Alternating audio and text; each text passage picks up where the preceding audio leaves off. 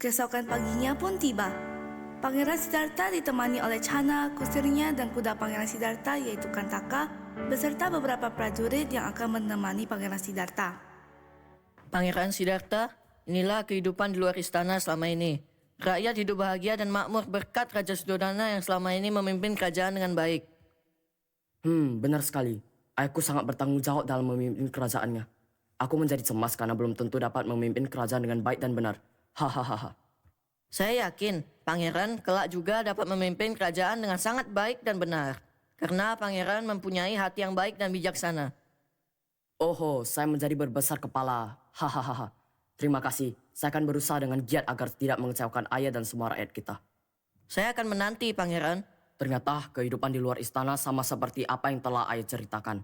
Saya kira dengan keluar dari istana, saya dapat belajar mengenai hal baru sehingga nantinya di istana saya tidak bosan dengan hal yang sama terus-menerus. Benar sekali, Pangeran. Pangeran tidak perlu cemas dengan rakyat yang berada di luar istana. Mereka tidak kekurangan sama sekali. Betul-betul. Kalau begitu, mari kita berjalan-jalan sebentar lagi dan kembali ke istana, agar ayah tidak khawatir.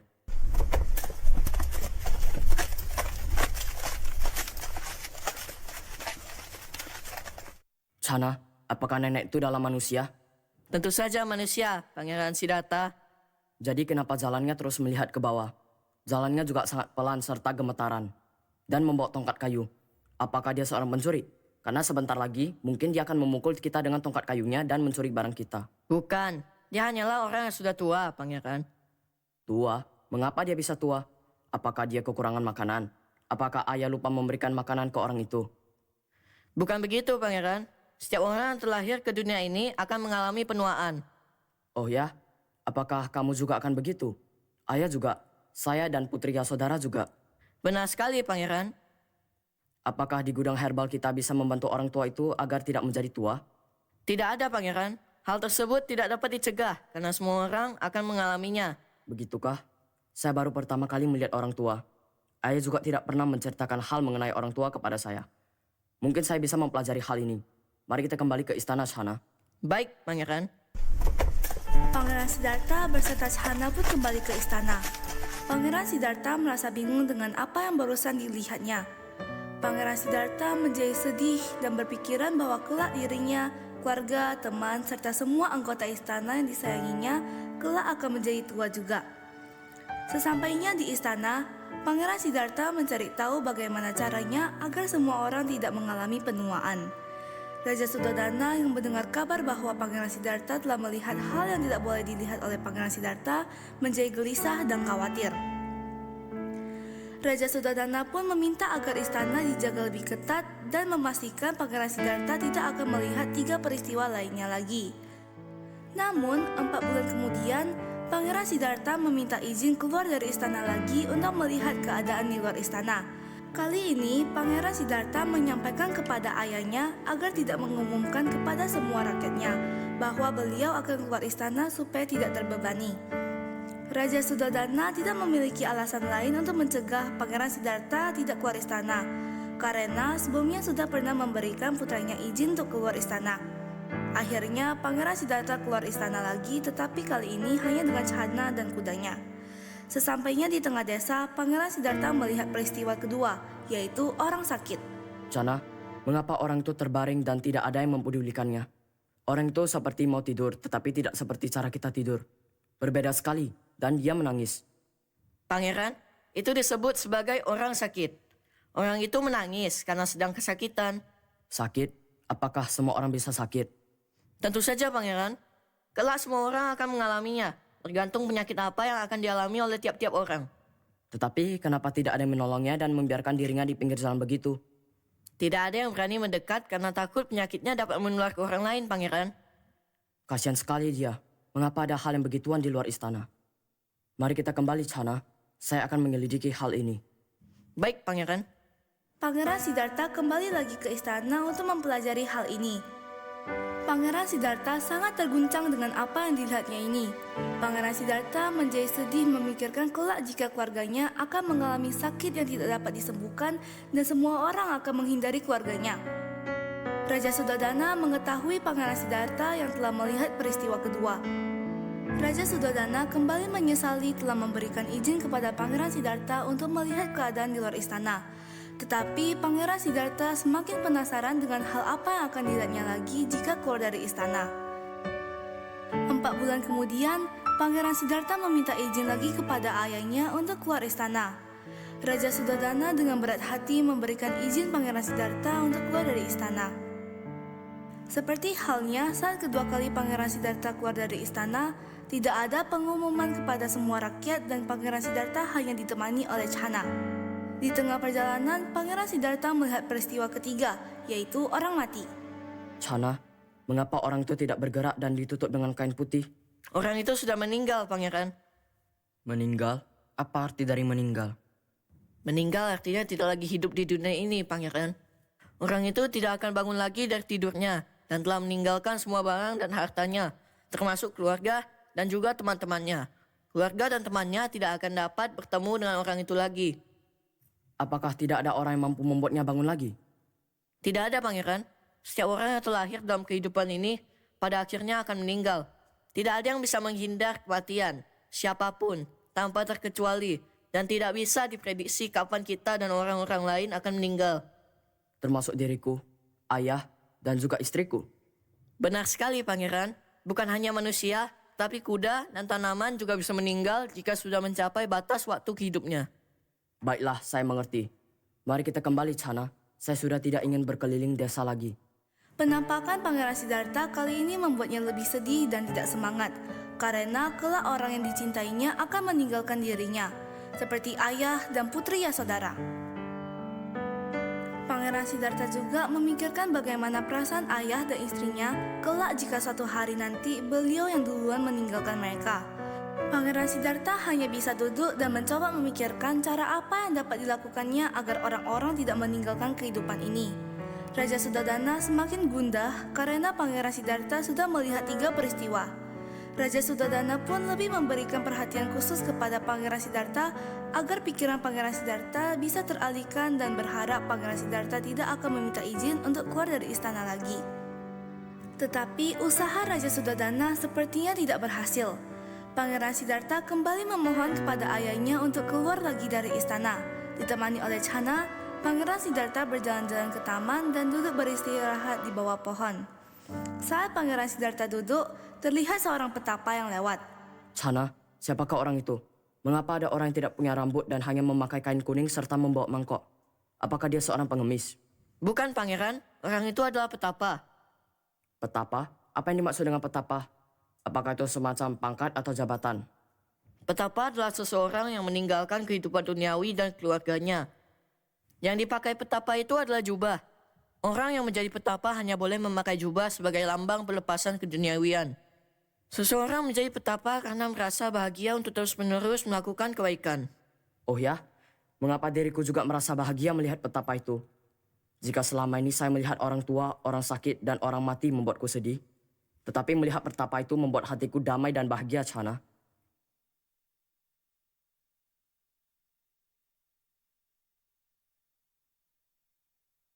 Mohon maaf, Pangeran. Saya datang mengganggu. Tetapi, saya ingin memberitahukan bahwa istri Pangeran, Putri Yasodhara, telah melahirkan seorang anak laki-laki yang tampan. Selamat atas kelahiran putra tersebut, Pangeran. Selamat atas kelahiran putranya, Pangeran. Apa? Benarkah itu? Sebuah ikatan telah lahir. Sebuah belenggu telah muncul. Pangeran Siddhartha telah berpikiran untuk menjadi seorang petapa karena saat melihat petapa itu beliau merasa sangat bahagia. Tetapi saat mendengar kabar bahwa Putri Yasodhara telah melahirkan seorang anak laki-laki malah membuat Pangeran Siddhartha menjadi sedih. Kelahiran putranya tersebut dianggap menjadi sebuah halangan untuk dirinya menjadi seorang petapa. Kecintaan dirinya terhadap keluarganya akan membuat dirinya menjadi merasa berat untuk menjadi seorang petapa. Raja Sudodana memberikan nama kepada cucunya dengan nama Rahula, yang artinya ikatan. Raja Sudodana berharap dengan adanya Rahula, maka Pangeran Siddhartha tidak akan menjadi seorang petapa, seperti apa yang diramalkan oleh orang bijak. Tetapi Pangeran Siddhartha tidak bisa berhenti memikirkan betapa dirinya ingin menjadi seorang petapa. Pada satu malam, Pangeran Siddhartha tidak bisa tidur. Pangeran Siddhartha melihat Putri Yasodhara dan putranya yang sedang tertidur. Pangeran Siddhartha kemudian bangun dari tempat tidur, tidak berani membangunkan Putri Yasodhara karena takut Putri Yasodhara akan menahan dirinya dan juga tidak berani menimang putranya meskipun dirinya sangat ingin melakukannya. Saat tekad Pangeran Siddhartha sudah bulat dan menjadi semakin kuat untuk menjadi seorang petapa, beliau keluar dari kamar dan mencari Chana agar dapat menyiapkan kuda untuk dirinya. Chana, maafkan aku karena telah mengganggu istirahatmu. Tapi bisakah kamu membantuku? Tidak apa-apa, Pangeran. Beritahukanlah kepada saya apa yang bisa saya bantu. Tolong siapkan kuda untukku. Aku ingin keluar dari istana dan menjadi seorang pertapa. Pangeran, apakah kamu sudah yakin dengan keputusanmu? Kamu baru saja memiliki seorang putra. Yakin, Chana. Aku mohon, kali ini bantulah diriku. Baiklah, jika itu adalah kemauan Pangeran, saya akan membantu. Mohon tunggu sebentar. Baik. Chana pun mempersiapkan diri dan perlengkapan dibutuhkan oleh Pangeran Siddhartha dan menemani Pangeran Siddhartha untuk keluar dari istana. Chana dan kuda Pangeran Siddhartha, Kantaka, menunggu Pangeran Siddhartha di dekat kediaman pangeran. Tidak lama kemudian, Pangeran Siddhartha keluar dan mereka berhasil diam-diam meninggalkan istana. Mereka berhasil menerobos penjagaan yang ketat dan meninggalkan kota Kapilawatu. Sesaat, Pangeran Siddhartha berhenti dan memandangi kota Kapilawatu untuk terakhir kalinya. Setelah puas melihat kota tempat kelahirannya, Pangeran Siddhartha pun langsung melanjutkan perjalanannya melewati 3 kerajaan, yaitu Sakya, Kolya, dan Mala. Mereka melakukan perjalanan sepanjang malam dan akhirnya tiba di tepi sungai Anoma pada pagi harinya. Chana, kamu hanya cukup menemani saya sampai di sini. Kembalilah ke istana bersama Kantaka dan barang-barangku ke istana. Sampaikan salamku kepada ayah, ibu, putri Yasodhara, dan keluarga kerajaan. Pangeran, izinkanlah saya untuk mengikuti Pangeran. Saya juga akan menjadi seorang petapa. Jangan, Chana. Kamu tidak saya izinkan menjadi seorang pertapa. Aku mohon, kembalilah. Aku sudah sangat berterima kasih karena kamu telah membantu diriku keluar dari istana. Menjadi seorang teman yang baik untukku. Terima kasih karena selama ini sudah menemani diriku. Pangeran Siddhartha, saya menerima ucapan terima kasih dari Pangeran. Saya juga akan sangat berterima kasih jika Pangeran membiarkan saya mengikuti Pangeran Siddhartha. Saya sungguh ingin ikut dengan Pangeran. Tidak, Chana. Kembalilah ke Kapilawatu. Aku mohon, bantulah diriku untuk terakhir kalinya. Kembalilah dan bawa barang-barangku ke istana. Baiklah, jika memang itu yang Pangeran inginkan. Saya akan melaksanakan perintah dari Pangeran. Semoga Pangeran mendapatkan apa yang diinginkan oleh Pangeran. Saya izin pamit. Pangeran, mohon untuk selalu menjaga diri, Pangeran. Baik, akan kuingat selalu. Terima kasih, Chana. Terima kasih. Pangeran Siddhartha pun menyerahkan kuda Kantaka dan melepaskan semua barangnya termasuk tanda kebesaran kerajaannya pada Chana. Ia menghunus pedang dan memotong rambutnya yang panjang, lalu melempar rambut itu ke udara. Kini rambutnya tidak akan memanjang lagi sampai di akhir kehidupannya. Setelah itu, ia menukar pakaiannya dengan pakaian petapa yaitu jubah. Chana akhirnya kembali ke Kapilawatu dengan kuda Kantaka. Di tengah perjalanan, kuda Kantaka yang juga bersedih sejak perpisahan itu tidak lagi dapat menahan dukanya dan akhirnya meninggal di perjalanan. Chana yang telah berpisah dengan kedua sahabat akrabnya kembali melanjutkan perjalanan ke Kapilawatu dengan perasaan yang sedih dan tidak bisa berhenti menangis. Pangeran Siddhartha yang telah bertekad menjadi seorang petapa menjalani kehidupannya di dalam hutan. Petapa Gautama belajar dari 2 guru yang terkenal yaitu Alara, Kalama, dan Udaka Ramaputa. Petapa Gautama sangat cepat mempelajari teknik-teknik yang telah diajarkan gurunya. Namun, petapa Gautama masih belum mendapatkan tujuannya, yaitu melenyapkan kekotoran batin terbebas dari penderitaan. Petapa Gautama akhirnya meninggalkan kedua gurunya tersebut dan mencari jalannya sendiri.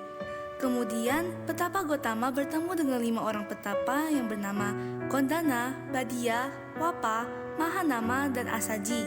Kelima petapa tersebut menemani petapa Gautama dengan harapan petapa Gautama akan segera menjadi Buddha. Saat itu, petapa Gautama menjalani pelatihan yang paling berat dan keras. Petapa Gautama mengurangi makan sedikit demi sedikit hingga tidak makan sama sekali.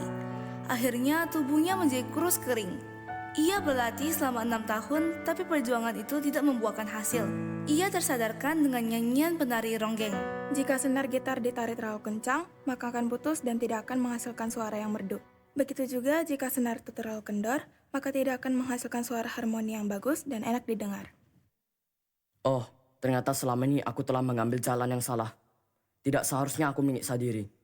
Dengan menyiksa diri sendiri juga tidak akan mencapai pencerahan. Begitu juga jika aku selalu menikmati kemewahan yang selama ini aku dapatkan. Petapa Gautama akhirnya menyadari dan mulai meninggalkan latihan yang keras tersebut dengan menerima dana makanan setiap pagi untuk memulihkan tubuhnya di sebuah desa. Melihat petapa Gautama yang keluar dari praktik pertapaan yang keras, kelima petapa tersebut kecewa dan ragu, serta meninggalkan petapa Gautama yang menurut mereka bahwa petapa Gautama telah berhenti berjuang dan kembali menikmati kemewahan. Suatu hari saat petapa Gautama sedang bermeditasi di bawah pohon, seorang ibu bernama Sujata datang mendermakan semangkuk nasi susu yang dibuat dengan susu terbaik di sebuah mangkuk emas.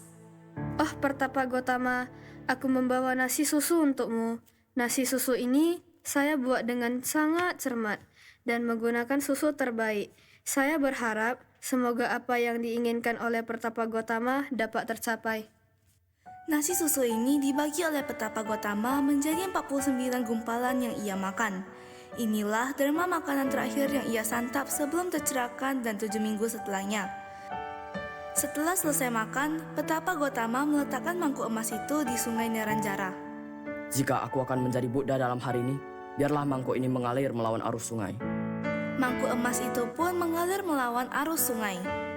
Kemudian petapa Gautama masuk ke dalam hutan Gaya dan duduk bermeditasi di bawah pohon Bodhi. Saat mengetahui petapa Gautama akan menjadi sosok Buddha, sesosok dewa jahat bernama Mara yang menunggangi Gajah Giri Mekala mengerahkan seluruh pasukannya yang menyeramkan untuk menyerang petapa Gautama dengan angin topan, hujan badai, bebatuan membara, hujan senjata, hujan bara, abu panas, pasir panas, lumpur membara, kegelapan pekat, dan cakram. Seluruh dewa dan satwa yang tinggal di hutan Gaya sudah kabur ketakutan. Tetapi karena sifat sempurna petapa Gautama, semua serangan itu berubah menjadi kuntum bunga, wewangian, serbuk surgawi, dan cahaya. Hei Siddhartha Gautama, saat dirimu telah mencapai penerangan sempurna, siapakah yang akan menjadi saksi bahwa kamu telah mencapai kesempurnaan?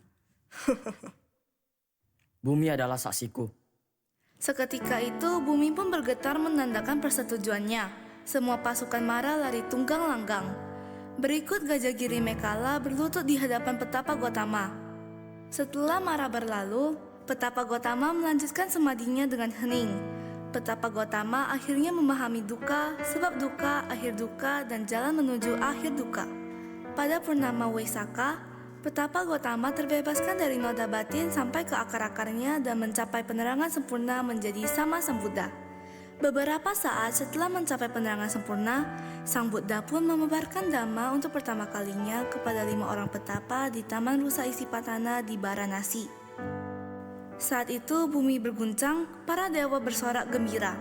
Setelah mendengarkan Dhamma, kelima petapa tersebut mencapai kesucian tertinggi. Kejadian ini diperingati sebagai Hari Asada hingga saat ini. Buddha Gautama akhirnya mencapai nirvana akhir di bawah pohon salak kembar di Kusinara pada bulan Wesakha.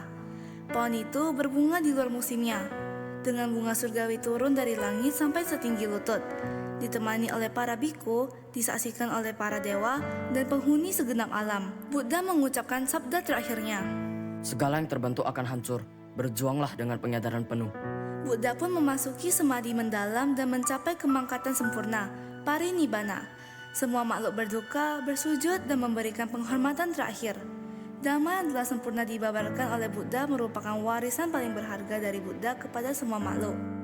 Kini, ajaran Dhamma Buddha dibabarkan oleh anggota Sangha atau yang hidup dalam ajaran Dhamma. Dengan menjalani Dhamma, kita juga bisa mencapai pembebasan akhir dari duka. Sadu, sadu, sadu. Demikianlah drama riwayat hidup Sang Buddha yang telah